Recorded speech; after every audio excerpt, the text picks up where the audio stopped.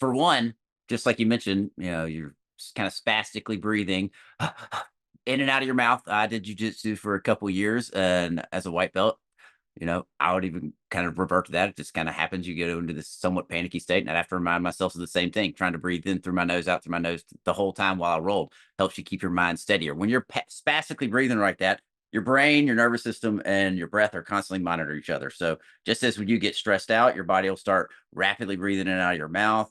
Your heart rate increases, your respiration rate increases, blood pressure increases. Kind of go through this generalized stress response. It works the other way. If you're kind of walking through your natural day, sitting here, if you're at a meeting and you're kind of huffing and puffing, breathing through your mouth, or you're just unconsciously holding your breath, you're going to put yourself in more of a stress state. You can have a calm, slower breath rate as you go throughout your day. You're going to keep yourself in a kind of calmer state so you can get activated and ready when you need to, but you can bring yourself back down. So if you see your respiration rate as you're moving through your day, pushing upwards of 20 breaths a minute, you're in a stress state. You might not think it, feel it, but your body is in a stress state. Naturally, we have breathe about 14 breaths a minute on average. But we really want that to be below that. That 14, 15 breaths is, that kind of is skewed a little higher, I would say, in this modern society, because we're just constantly in this somewhat chronic stress state with so much information. So it's very much a feedback loop that happens. So just as you can kind of breathe yourself into a calm state, you can breathe yourself into a stress state. You can kind of do the reverse as well.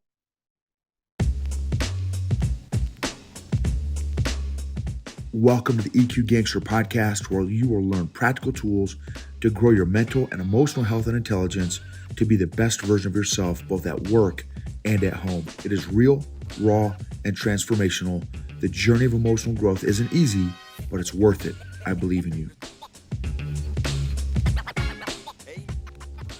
EQ Gangsters, I am super stoked to share with you all our guest today. We have super duper Taylor Somerville and Lauren Vestal, and you can correct me on the pronunciations here as soon as I'm done. They work with a company for company. Taylor's the founder creator of a company called Symmetry, and they help busy professionals take back control of their lives so they have more time, more energy, and less stress. They do a lot of work in the breath work space, also mindset space, and also stress management space. And if I can get a sign of hands in all my listeners on podcast and YouTube, how many of y'all have ever dealt with stress recently, right? Let's say in the last 5 minutes, right? So I think these are incredibly relevant, huge topics that affect, I mean, I would argue for sure my audience, my demographic, right? The military space, how often do they deal with stress? Right? I mean, that's part of their daily. I mean, that's part of their, you know what I'm saying? And then corporate executives, homeschool space, right? Those like, it's a lot of stress, right? A lot of stress. So thank you guys so much. Tell us about yourself, like introduce yourselves. Super stoked to jump into some questions and get to know you guys better and about what you guys do. Thank you, Noble. So Taylor Somerville, we're based in Memphis, Tennessee. And I started Symmetry in 2018 after spending 15 years kind of a corporate space. I was in the investment world, from resident investment advisor to working on a trading floor at a commodity trading company here for 10 years. So I was about 15 years total in the investment field.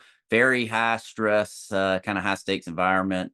Went from basically, sitting in front of four screens from about 5 o'clock on in the morning. And, reason I started Symmetry is the tools that we use have really helped me. I was under a tremendous amount of professional and personal stress anxiety. I went through a divorce in 2014.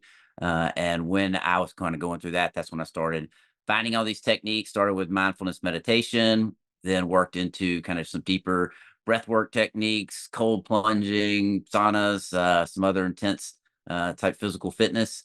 And they just helped me tremendously. And after, I'd say it was about 2017, I was sitting around. I'd gone off to this retreat and this thing called XPT Experience, and real intense kind of training with, professional athletes and kind of high performers from all over. started by big wave surfer Laird Hamilton and Gabby Reese, and trained out there and got done with that and was quit my job within 6 months. They were starting a coaching program, went through the first group of coaching with them, and ended up kind of staying on, becoming a master coach, doing some more stuff with them over the years, and started Symmetry in 2018. And really to bring these techniques to other people. And back at that time, especially Memphis, Tennessee, people I'm sure thought I was crazy. I was going to teach them how to breathe, show them different breathing techniques to help control their stress, while in California or other parts of the country that might have been somewhat normal. That was definitely not a thing to do in Memphis at that time. And it's kind of gone. We've grown, going from just doing kind of some workshops. I had a sauna on a trailer, taking people around, throwing them an ice bath, doing breath work with them back then, to expanding it out to one-on-one coaching, group coaching. I brought Lauren on in, I guess it's almost 2 years now that she's been working with me. Awesome. Lauren, let's hear from you, girl.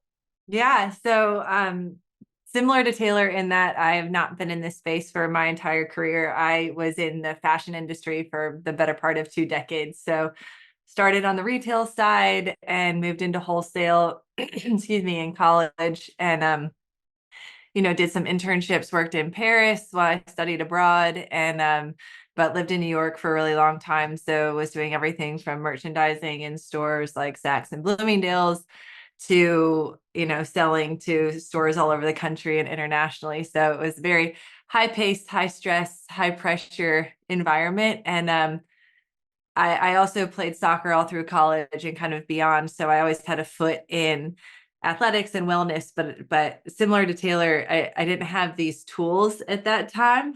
And I really wish that I had. So when I moved to Memphis from Manhattan, I started doing yoga more regularly and did a teacher training through our local studio here. Now I'm a 500-hour yoga teacher, and that I'm also a huge nerd, so I really like to kind of dive into the why behind things and just the integration. Like obviously yoga has a big focus on breath. Well, not obviously, if you're not familiar with yoga, you won't know that, but there's a big focus on the breath, and that kind of present mindfulness really got me interested in okay, I want to know more about what's happening in the body. Like, why is this so powerful? Why does this work? And I knew Taylor through teaching yoga. So I guess I was pregnant with my first kiddo at the time. So there are some breathing practices you can't do when you're pregnant, like really long breath holds or super fast breathing patterns, those type of things. So I had kind of talked to Taylor about it, and I ended up doing the XBT breath certification that, Taylor trained with them as well. And I kind of mentioned it to him. I was just like, I'm just interested in this. And then after I gave birth, I did one of Taylor's 30-day breath challenges, which like saved my life postpartum. But so that kind of kicked off our conversation. And yeah, I guess almost 2 years ago now, we've been working together. I left fashion officially, fully. So, helping to build out everything that we're doing now at Symmetry. It's really exciting. That's amazing. So what fascinating stories from the trading floor, which I know like nothing about other than it looks super intense, and then fashion, right? So to go from the trading floor to doing what you guys do now, right? Big, that's a little bit of a of a change there, and then from Manhattan to Memphis is a little bit of a culture shock as Yeah, well. I would probably argue. I cried for a little while. We've adjusted. It's okay. Yeah. Well, I tell you, man, just being, I'm not a, and no disrespect, right, for you guys if you're city people. I am just Big Poppy, right? This dude right here is not wired for the city, right? I get so, because you know what? I've never made this connection. This is why. So I'm a military guy, right? Went to college in New York and infantry. So I have a tactical brain, right? So I've got it. It's hardwired. I'm always thinking tactically. The second, well, even in my house, I'm thinking tactically, right? But it's always, okay, if a bad guy comes around this corner, this is what I'm doing. If a bad guy comes around this corner, this is what I'm doing. I'm always running through scenarios nonstop. 20 like so when you add in a city, it increases the amount of tactical brain to a whole nother level. I live in the country, but it's not a whole lot of tactical challenges and stuff going, that I have to go. There's only a very few amount of scenarios, right? And so the amount of scenarios that I got to run through in a city. So I went to college about 45 minutes north of the city, and then every time we'd go into the city, I mean, it was just like constant. Anyway, and that's not even the purpose of the thing, but just the point of culture shock for both of you. That is such a fascinating transition, right? That you guys made. What can you? Oh, okay. This is fire. Okay, this is fire. Can you guys each pick a different story? Can you share? So Taylor, I want to hear a name of one person that you have been able to help and kind of what that journey looked like for that person. Like we heard your story a little bit, right? And Lauren, we heard a little bit about your story. But Lauren, also, if you could pick up a journey of a story of somebody that you guys have been able to help and kind of share that and kind of what do those journeys look like for these people that you're about to tell us about? Okay, yeah, that sounds great. So I'll take this was one of my clients. It's been a few years, but I kind of always come back thinking about her just from her testimonial. Her name was Lisa. She was um a hard charging mom who, worked a lot too. She was a professor, taught very high stress. Also kind of had the feeling that um, doing things like routines, like maybe practicing breath work in the morning or having some like kind of disciplined routines would hold her back because she was a little bit more free flowing and didn't understand, kind of wasn't really good at grasping all of that. Like, while it would be nice to have a bedtime routine, while it would be good to have just not get up in the morning and have total chaos happening from the second you wake up until the end of the day. And as we started working together and kind of going through, we're very big on making small little shifts into your life. So, a lot of people will think about stuff like breath work and stuff we would do that you got to lay down and do like a 30-minute session and that you got to do it like, 2 or 3 times a day. You're not going to get anything out of it. We're very big on first creating awareness around what you're currently doing and then making some small little shifts to that, creating like transitions in your day. So, right after like this Zoom meeting, spend a minute or so just connecting with your breath, something like that. Well, I gave her, some routines to work on, like 15 minutes in the morning. And she determined that she was like, one of the things she said was that they became like road rules to her. She started thinking about it, with her kids. You can't have like a 16-year-old kid or, same thing as having driving rules. They're there for a reason. They kind of keep you on track, keep you where you go. You don't always obey them perfectly, but they're there to kind of give you a guidepost. So she started looking at all the work that we did as kind of her road rules to how she could live her life to create some discipline. And from there, being able to decide, all right, maybe I can kind of let this one go on certain times and stay more to this side. Just so she had a few things that she could do to come back to every day to help her deal with the stress in her life. And it's been a few years since we worked together, but I always, when you said that, I was like, that's the first one that came to mind because she was totally somebody who was like a little bit against everything that we were doing, but she was just so overstressed, lack time, busy, anxious, and just by starting to incorporate some of those small changes, it made just a huge impact in her life. Okay. How long did you work with Lisa? It was well, so we were working for 3 months, and then we probably worked for about 6 months total. Okay, so 3 to 6 months. And then so so you worked for 3 to 6 months. You said okay, it had a huge impact on her. And you talked about the like the how did you call it? The road rules. Road The rules. Yeah, road I like rules. that. Yep. In military, we call it left and right limits. There's a when you're shooting, you got a 240 Bravo. It's a big giant machine gun. You pick your left limit that you're not going to shoot beyond that because your buddy's over there, right? So you don't want to shoot your buddy, and your right limit because your other buddy's over here, and they call it your sector of fire, right? So your left and right limit. So that's what we call in the military. So she had left and right limits. She had those road rules. I like that road signs. I'm kind of like, okay, now how did that 3 to 6 months affect her?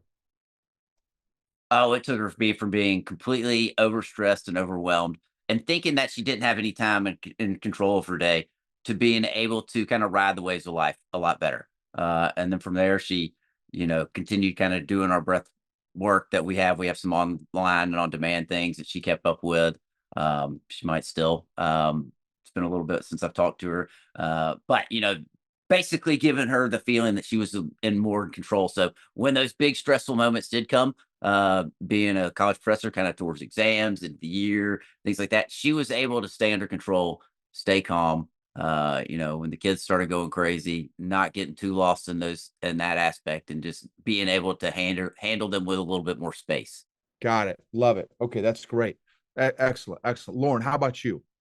Um, I don't think she would mind me sharing her name, but one of my clients is Cassidy, and she is like I think Taylor, you said go getter, and I was like, that's just such a perfect word for this one too. Like she is super intense, does everything like to the fullest, and that's kind of how she lives her life. And I say that in a very complimentary way, but also when she came to us, she was totally burnt out. She was going a million miles a minute, like head on to everything. And rest wasn't really part of the vocabulary at all. So we helped her not only, understand the breath and how to use it in the moment. She's got a super high stakes job with real world implications that affect people and their health. And so anyway, all that to say, you know, like when I worked in fashion, we would say we're not selling lives, or saving lives, we're selling jeans. Like she is actually saving lives. So,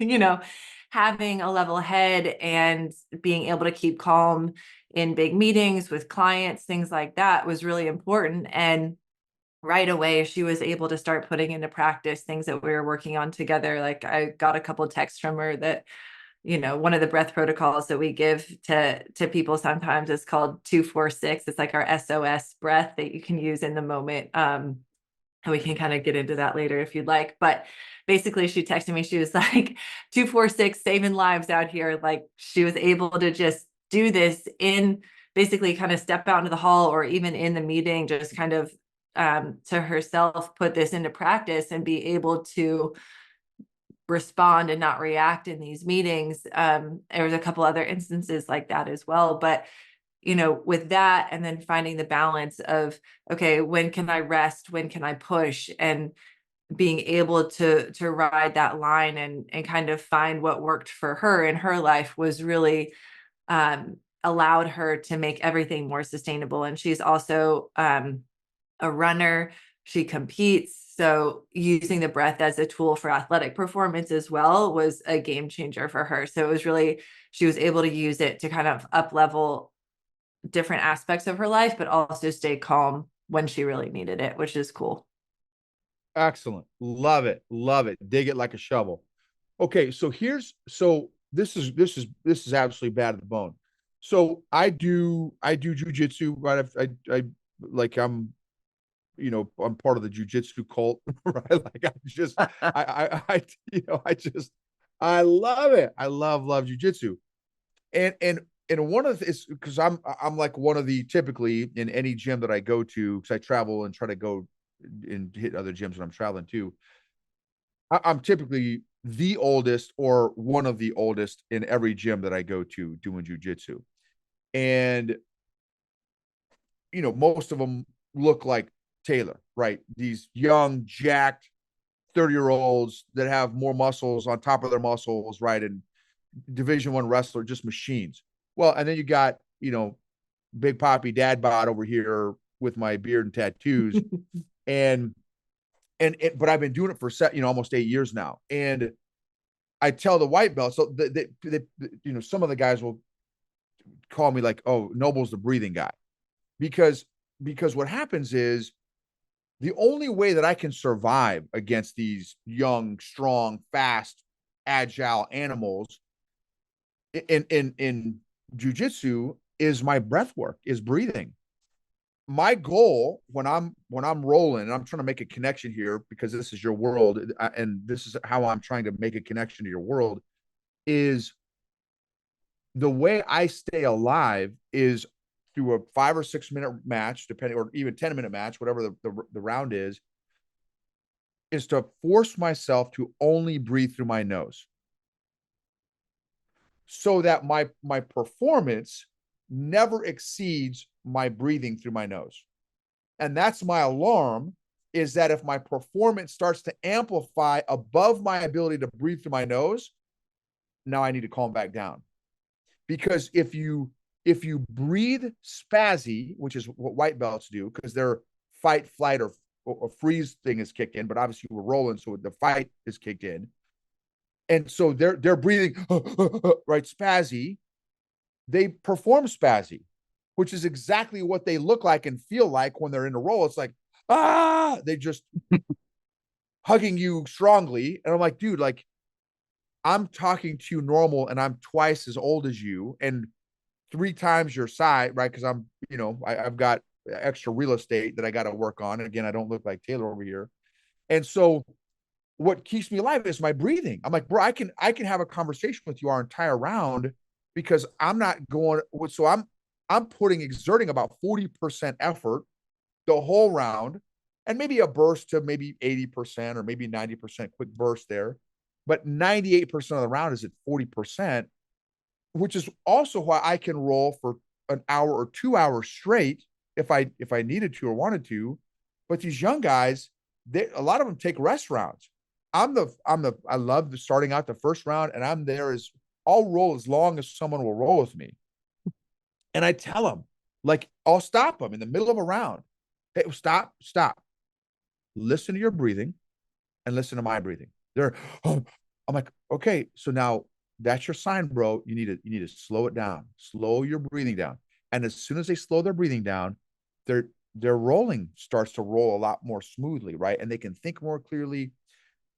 Would you all agree? Again, you're PhD breath people. I'm kind of, maybe kindergarten, first, second grade breath guy. Also, I'm a cold plunge guy. Same deal. I use the same breathing stuff in the cold plunge. I get in the cold and I'm in the cold plunge cult. I love cold plunges. Would you all agree, being PhD breath people, that breathing, well, let me ask it a different way. What is the relationship between our breathing and our daily life performance? There's a huge relationship. For one, just like you mentioned, you're kind of spastically breathing in and out of your mouth. I did jujitsu for a couple years, and as a white belt, I would even kind of revert to that. It just kind of happens. You get into this somewhat panicky state, and I have to remind myself of the same thing, trying to breathe in through my nose, out through my nose the whole time while I rolled. Helps you keep your mind steadier. When you're spastically breathing like that, your brain, your nervous system, and your breath are constantly monitoring each other. So just as when you get stressed out, your body will start rapidly breathing in and out of your mouth. Your heart rate increases, your respiration rate increases, blood pressure increases. Kind of go through this generalized stress response. It works the other way. If you're kind of walking through your natural day, sitting here, if you're at a meeting and you're kind of huffing and puffing, breathing through your mouth, or you're just unconsciously holding your breath, you're going to put yourself in more of a stress state. You can have a calm, slower breath rate as you go throughout your day. You're going to keep yourself in a kind of calmer state so you can get activated and ready when you need to, but you can bring yourself back down. So that's one of the first things we really teach with our clients, what we call everyday breathing. It's the first of our 5 pillars of breath. And that's breathing through your nose, breathing lower, using the diaphragm, and then breathing slower. So you're having a slower breath rate as you're at rest. And you can track a lot of that stuff now, whether you wear a Garmin or Whoop or Oura Ring that shows you your respiration rate. So if you see your respiration rate as you're moving through your day, pushing upwards of 20 breaths a minute, you're in a stress state. You might not think it, feel it, but your body is in a stress state. Naturally, we have breathe about 14 breaths a minute on average. But we really want that to be below that. That 14, 15 breaths is, that kind of is skewed a little higher, I would say, in this modern society, because we're just constantly in this somewhat chronic stress state with so much information.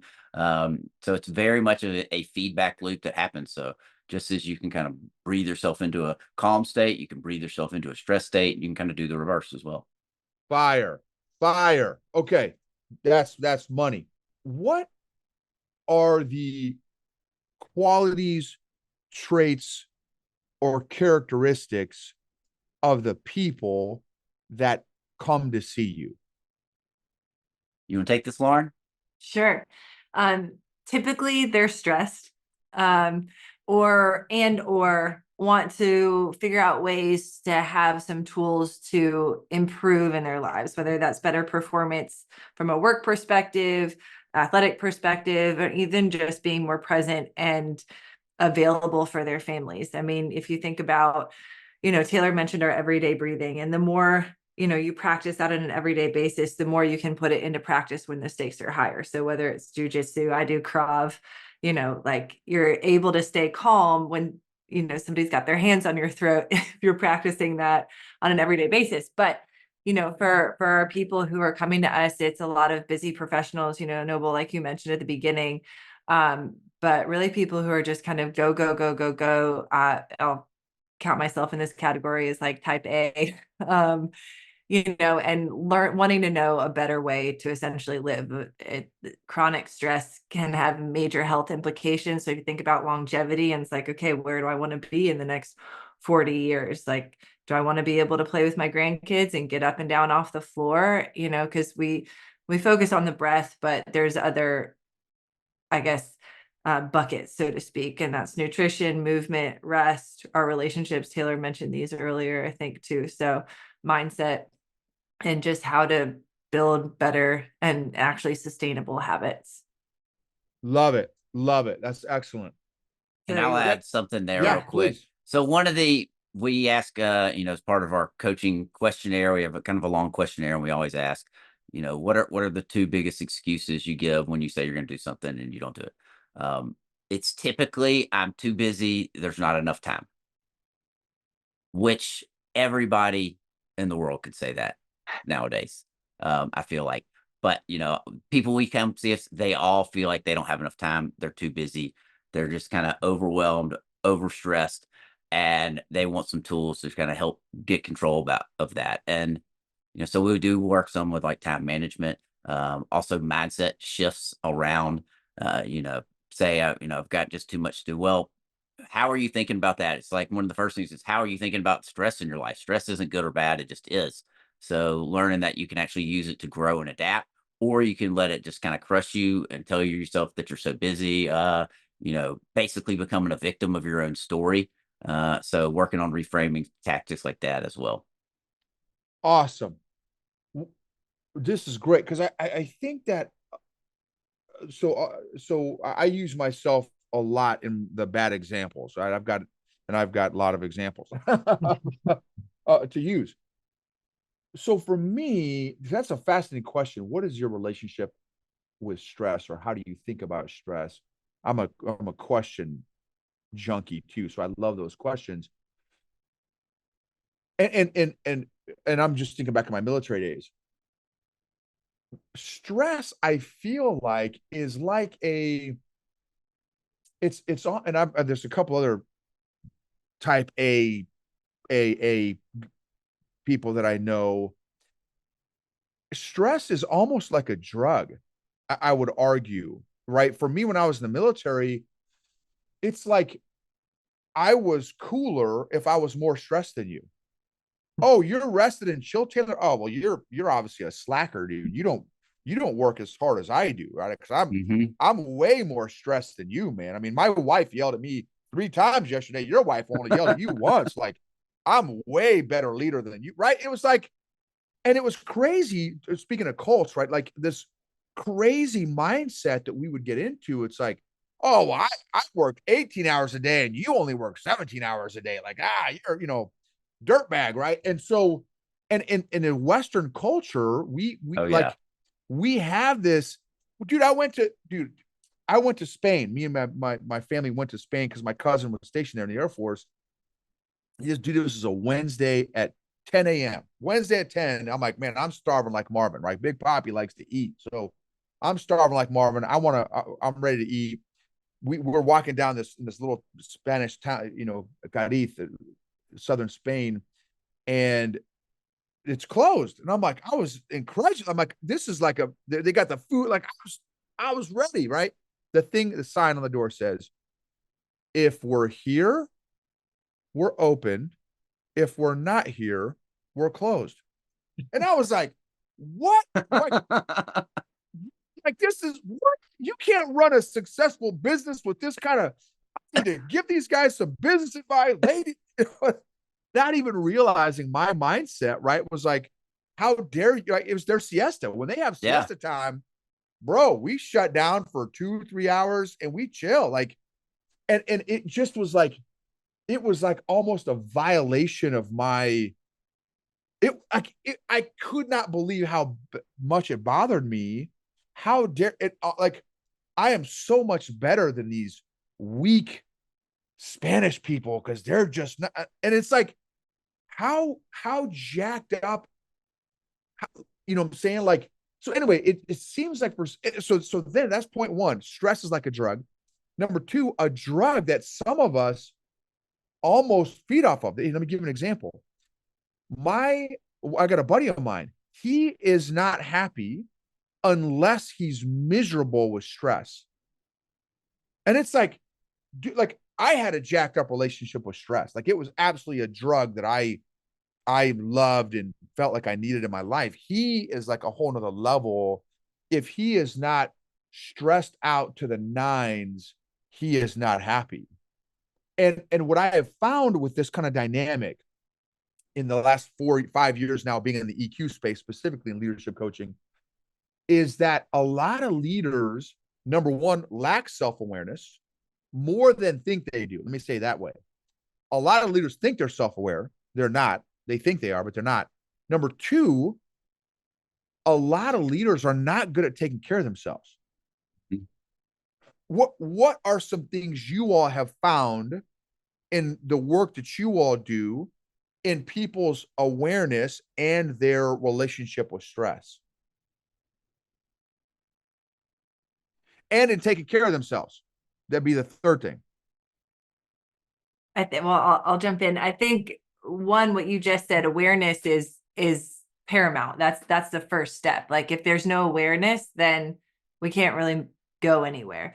You have to have an understanding of where you're starting in order to know where you want to go. And I think also, Noble, you were kind of alluding to this, but I think it's really easy. And like, this is certainly where I was. It was like, okay, I'm super stressed but I know what this feels like. And this is how I've been operating for the majority of my life. I know that I don't want to stay here, but this is comfortable. And this is what I know, which sometimes can keep us stuck in a space instead of being willing to go into really the unknown of taking better care of yourself. It's like, okay, well, even if that's a better place for me, it's uncomfortable because I don't know it. So the kind of fear of the unknown in that sense. But I think also, moving from awareness and taking the first steps, and like we talk a lot about, or giving yourself a lot of patience and grace in the process, because once you have the awareness, it's not easy to pull yourself out and go in another direction. It's like, your ingrained patterns kind of keep pulling you back to where you've been operating from. So sometimes it takes longer for some people than others to move towards less stress and to these more sustainable kind of ways of living. But Taylor, you want to add Yeah. anything? I think that, those are great. And everybody seems to wear busyness kind of as a badge of honor. That, that means you're more productive, you're a better member of society, but it could just mean you're really bad at time management. Not that what are you actually getting out of that busyness? Are you getting what you really want out of life? Are you really getting the success you want? Do you even know what success means to you? Or are you just doing what everybody else is doing because you see that on social media and you see what society portrays and tells you what success is? So first you need to figure out that, and then maybe what you really need is some rest and just taking yourself away so you can kind of dive deeper, which a lot of high achieving people don't want to spend some time letting it go. That's even harder than pushing through. But what is going to eventually happen is if you don't take that, you're going to burn out.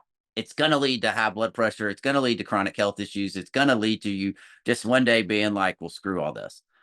Yeah, there's some people who can make it and push and keep going forever and, um, you know, sleep 4 hours a night or whatever. But that's like the 0.001%. So odds are that's not you. Um, and you might think it is, but really what's kind of going on, what are the relationships like with your family, with your friends? Is it all just some kind of singular focus? Because with everything, we like stress, we need it.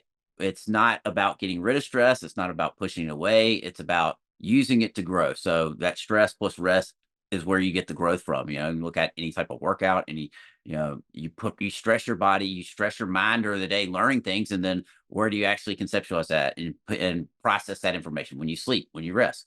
Same way with your body, you work out, then you rest and your muscles grow. It's kind of, we need those stressors in our life, or if you have no stress, it's just going to be just as bad as having too much stress. So we kind of have this stress growth continuum that we talk about as well with our clients. So you kind of finding that sweet spot where you're just gradually moving outside your comfort zone, but it can't be all day, every day where you're constantly pushing and pushing and pushing. It's learning when to dial back, giving yourself some space, because what you'll find is you'll be able to work even better, be more productive when you need to be more present with your family, and show up for those, that really matter in their life. Love it. Love it.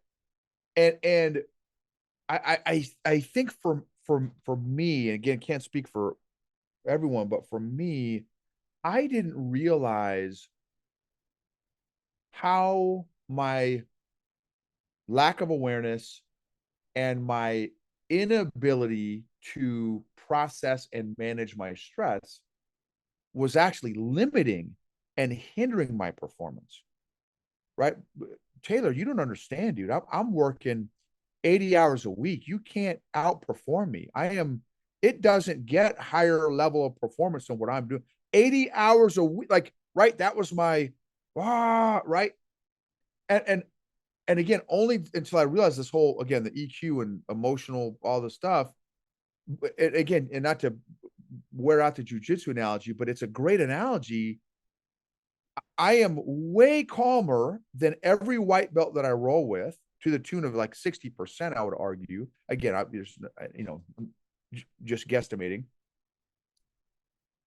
So way less stress, and I would also argue way less expenditure output, but I would also argue exponentially more efficient and effective, because I just rolled with a big giant cop the other day. Big dude. He's a higher level white belt. He's about to be his blue belt. But again, as a purple belt, there's still some efficiencies that I know. My breathing is, again, that is like one of my absolute priorities. And I was able to sweep him and kind of, again, hold him down, and again, that's a microcosm example of how we can use these tools, your breath work stuff and stress management stuff and some mindset shifts and some mindfulness stuff, to really rethink and relook at our relationship with stress and tension and conflict and some of these other areas, and maybe like, okay, well, man, are there some things that I could do to really become more effective and efficient, instead of this, like, because here's another thing too that I realized is that a lot of successful people, and I was, again, perfect example, bad example, perfect example. I was successful because of my emotional dysfunction, because of my people pleasing addiction, my emotional neediness, my toxic positivity. I did very, very well in the business world, but I had no idea that it was all for unhealthy reasons, because I had no self-awareness. Right. So what, so now tools. I want to ask you guys about tools. So let me hear maybe one or a tool from you, Taylor, and one from you, Lauren. What are some of your favorite, maybe go-to tools, either for yourself or your clients, that that you have found to fairly consistently work very well? You want to start? Yeah. Well, Lauren already mentioned this, but that 246 is a great one. So I'll let her tell you a little bit more about that if she wants to. That's a really good one that we like to come back to. One of mine um favorites is, for one, like getting when you talked about like the cold plunge, we use the cold plunge a lot. We focus on get control of your breath and then slow it down. So if you find yourself in a stressed state, get control of wherever you are, for one. If you're staring at a computer screen, maybe look up, look away, look outside, take a big breath in through the nose, out of the mouth, and then just focus on slowing your breath down, slowly in through the nose, slower out of the mouth. Um, and that's kind of goes off that 246 aspect. And so really that's it's focus on getting control.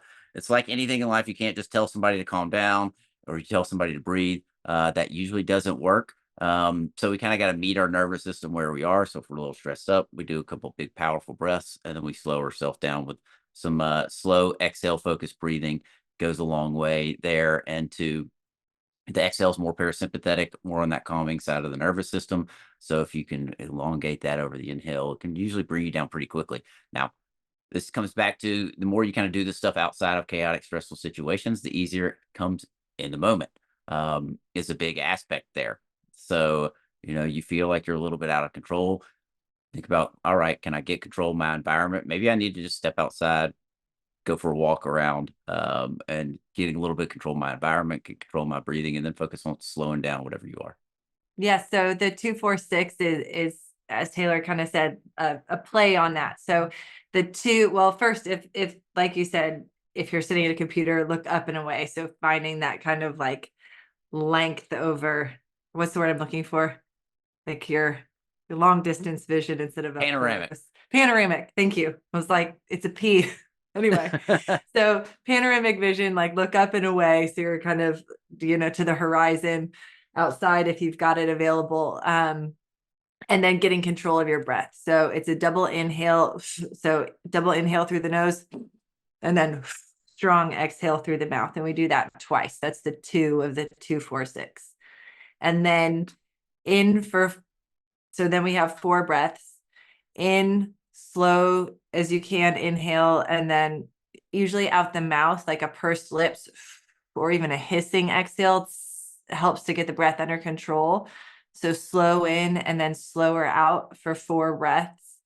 And then 6 breaths, you go in for 3 or 4 and then out for 6 or 8. And if you're still trying to get the breath under control, you can go out through the mouth.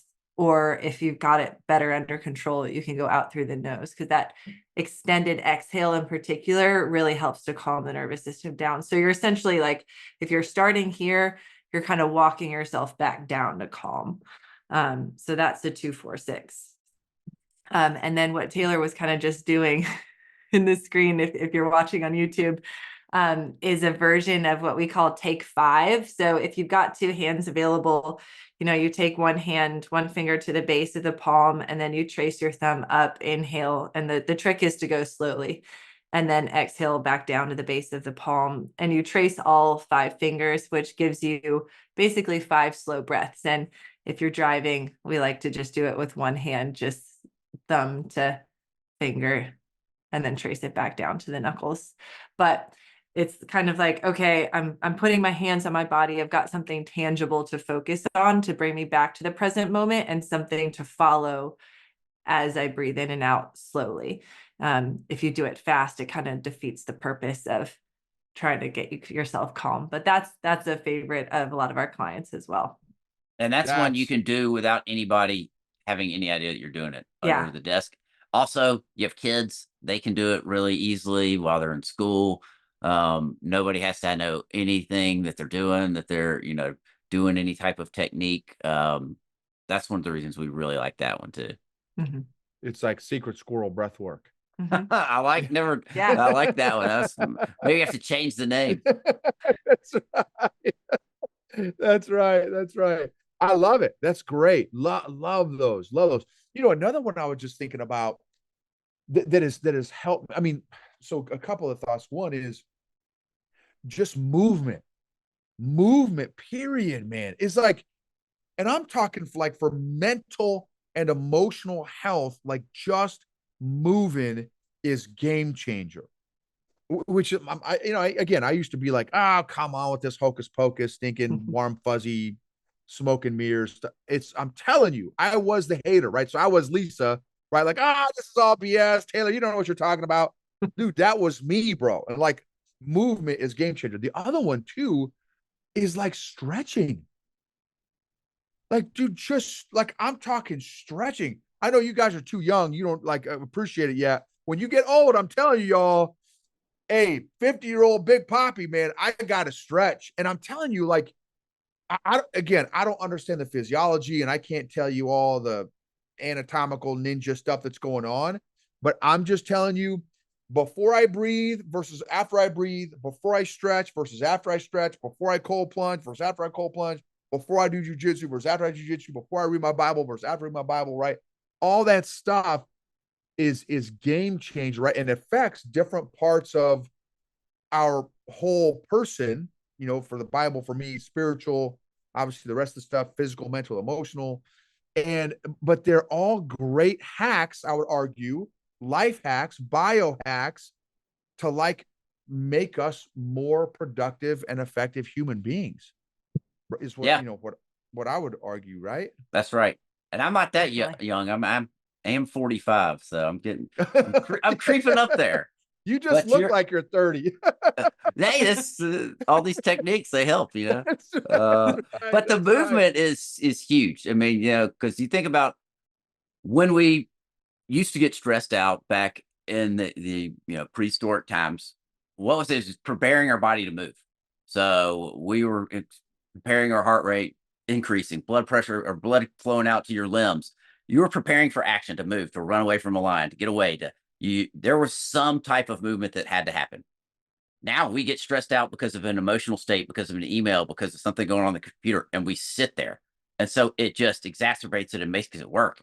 You go out and just go do a walk around the block. I mean, that's when I know I feel like I'm getting stressed out. Something's happened. I mean, do the breathing techniques, but I'll just walk and focus on my breath while I'm walking, breathing in through your nose, out through your nose. You can kind of create some things like there, like even just like box breathing, where you're just inhaling instead of counting the steps as opposed to a time, holding for a number of steps, exhaling for a number of steps, holding for a number of steps. You do that for 5 minutes, and that'll drop your stress a good bit. Just getting out into the sun, getting away from screens, getting away from your computer, getting a little movement in. And it's not, people think, I got to go do an hour workout. That's not necessarily what it needs to be. It needs to be movement throughout your day. You create a movement lifestyle is more important than that 1 hour of exercise any day of the week. Love it. Oh, that's so fire. Okay.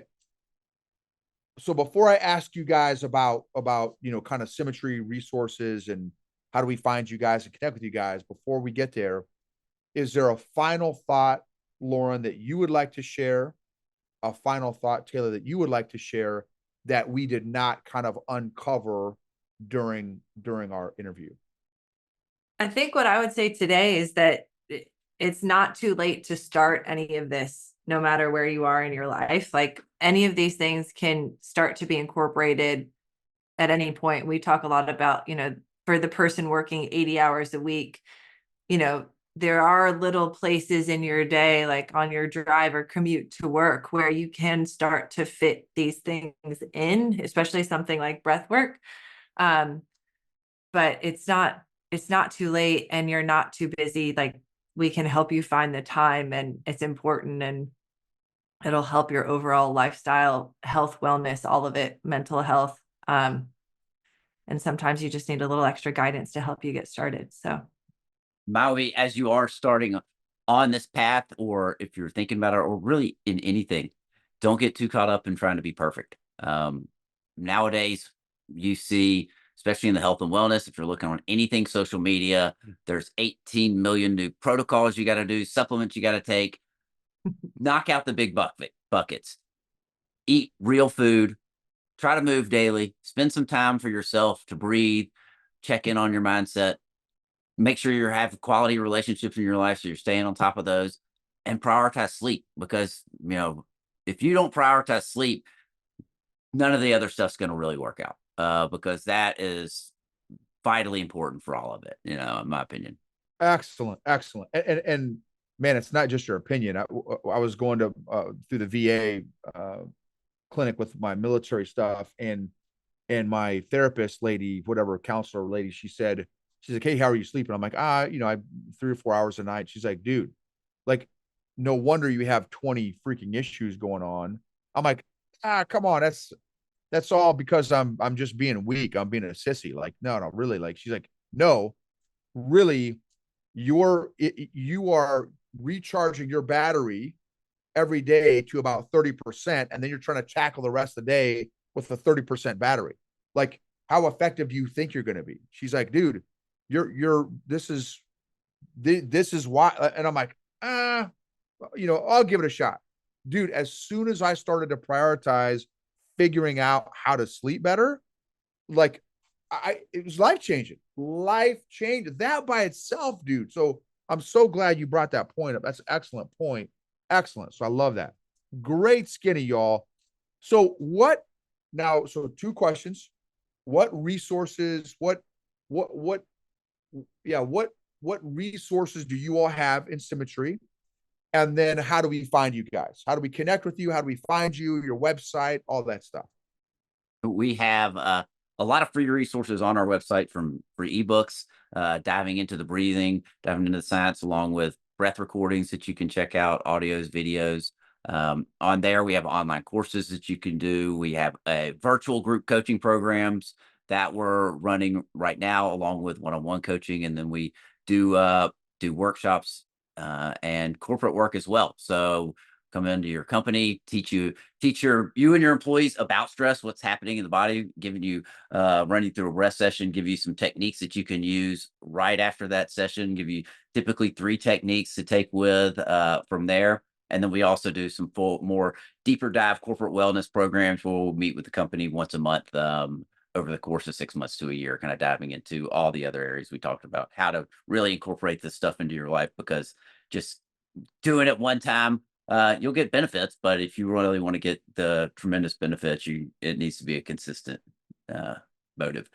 You can find all of that at symmetry.live, is our main website. And so you can find us on Instagram, on LinkedIn, symmetry.live. I'm Taylor Somerville as well on both of those, and I'll let Lauren give hers.